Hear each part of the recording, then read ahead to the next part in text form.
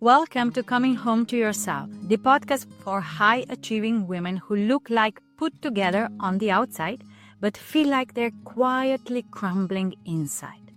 I'm Jagoda, a coach, a mother, a woman who's walked through public criticism, private self doubt, and the quiet ache of wondering if I was ever enough. I've been bullied. I've been dismissed for being just a mom. And for years, I questioned my voice until I began to come home to myself. This is your space to exhale, to stop performing strength and start living your truth.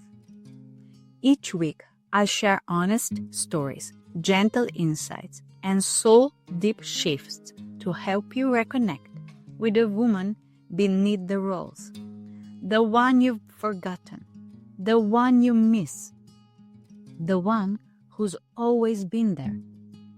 If you're tired of being the strong one, the capable one, the one who never breaks, you belong here. This is the invitation to slow down, to soften, and to finally feel safe inside your own life. You were never broken. You were never too much. You don't need to fix yourself. You just need to come home to yourself. Let's begin.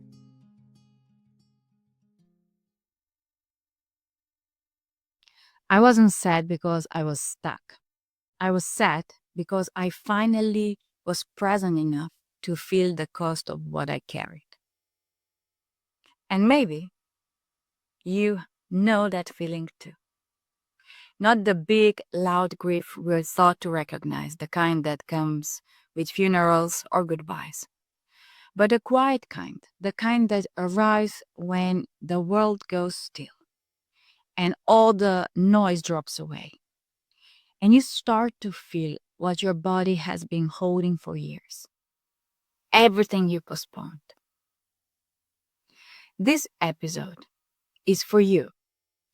If you recently slowed down and started to wonder, why do I feel so heavy now that I've stopped pushing? Why am I crying even though nothing's wrong? Why does healing feel so sad? Let me offer you something I wish I had known earlier. Grief is not a sign of failure. It's not a weakness. It's not a sign you're going backwards. It's a sign of safety. And it only arrives when your nervous system feels safe enough to finally let go. It is not regression. It is revelation. And it's actually one of the first signs that your healing is working. It is a sign of progress. Because grief only enters when you're safe enough to feel. When your nervous system finally exhales after years of performance, protection, and pretending. It is your body finally whispering, "We made it out." I remember on one of my lowest moments, it wasn't dramatic, it was quiet. It wasn't a crisis, no breakdown, no panic. It was just my body saying, "You can stop now." And it wasn't exhaustion from the day.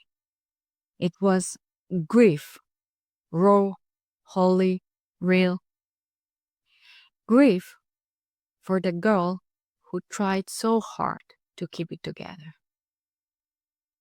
Grief for the woman who held the world while starving for softness. It was the grief for all the versions of me that helped me survive, but couldn't come with me anymore into this new season. You see, healing isn't just about becoming more confident, more peaceful, more together, more in control. It's also about losing, letting go of identities that kept us safe, of beliefs that kept us small, of dreams that no longer fit, of expectations we inherited but never agreed to, of people you once needed, of survival strategies that once saved you, but now suffocate you. No one talks about this grief, the invisible kind. And it's about no longer being who you used to be. The grief of realizing how much you tolerated when you didn't know better. The grief of waking up and realizing I don't want that life anymore. Even if this is life you work so hard to build. And the grief of watching your old self slip away, even when you know she can't stay.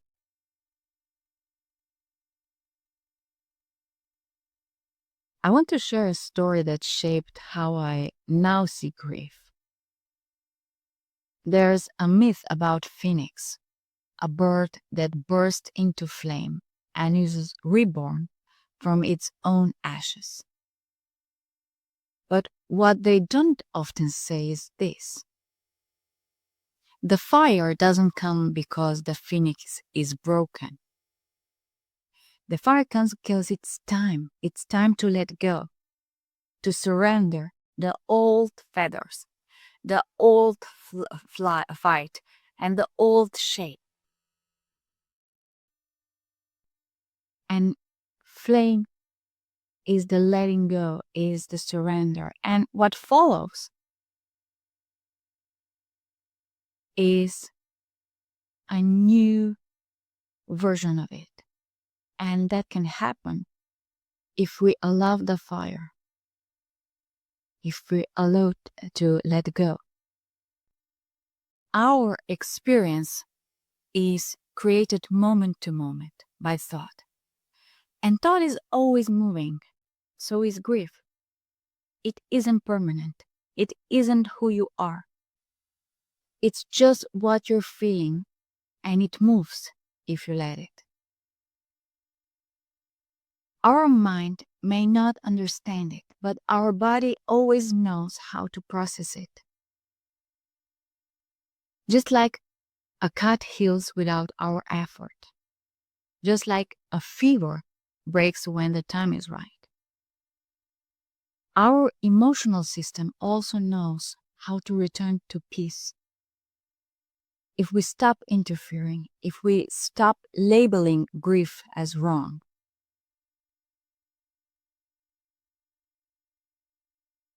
There was a time I turned down a job that looked perfect on the outside. Everyone said it was a dream offer, but inside I felt sick and I walked away. And instead of feeling proud, I felt grief. Grief for the years I chased someone else's success story. Grief for the version of me that believed her worth was in achievement. Grief for the identity I had to release in order to become more of myself. Grief for the version of me that didn't yet know she had a choice. And it took me months to realize that grief wasn't a mistake. It was proof I had chosen differently, that I had made room for my truth. So If you're crying for no reason, if you're feeling heavy in your chest, if silence brings tears instead of peace, ask yourself, what if this isn't sadness? What if it's sacred? What if you're not breaking down, but you're actually breaking open? What if this means that I'm where I'm supposed to be, and it means I'm letting go of what doesn't serve me anymore? Grief is not a detour. It's a part of the journey. It's what happens when your heart catches up to the truth. The experience of grief, like all feelings, is created by thought in the moment. But that doesn't make it any less real or any less valid. But it means it doesn't need to be fixed. It just needs to be witnessed and letting go. We don't heal by explaining our way out of emotion. We heal by allowing the wave to rise, crest, and pass through. Our minds can't rush this. But our bodies already know how to feel it and let go, just like they know how to heal a wound without us doing anything. Grief works at the same way. It knows how to move, how to flow, how to empty, if we stop resisting it. So if you're grieving right now, even if no one else sees it, even if you don't have a name for it, let me say this. It's okay. There's nothing wrong with what you're feeling. You're not failing. You are feeling. And feeling is not a detour. It's the way back. So let the tears come. Let the ache breathe. Let the old version of you be honored and released. Because grief is love, dressed as letting go. You are becoming. Before I close, I want to leave you with this. What if this moment, the one that feels tender and raw, it's not the end of your healing? What if it's your return? Not to who you were, but to your true self. The one that's always waiting underneath all the roles, noise, and expectations. You don't need to explain it. You just need to let it move through you. And as it does, you'll feel something beautiful underneath. Stillness. Self. Home.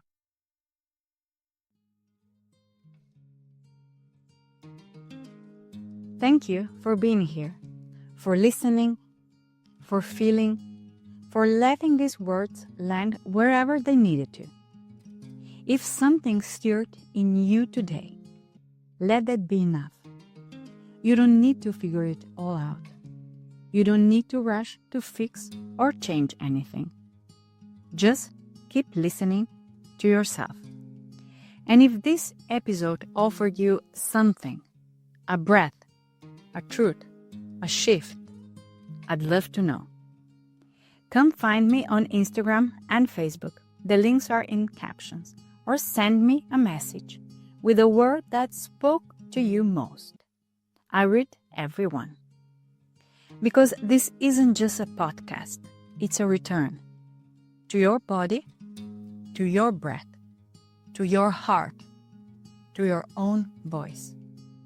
And no matter how far you've wandered, you're never too far gone to turn around and come home. Until the next time, take care of yourself.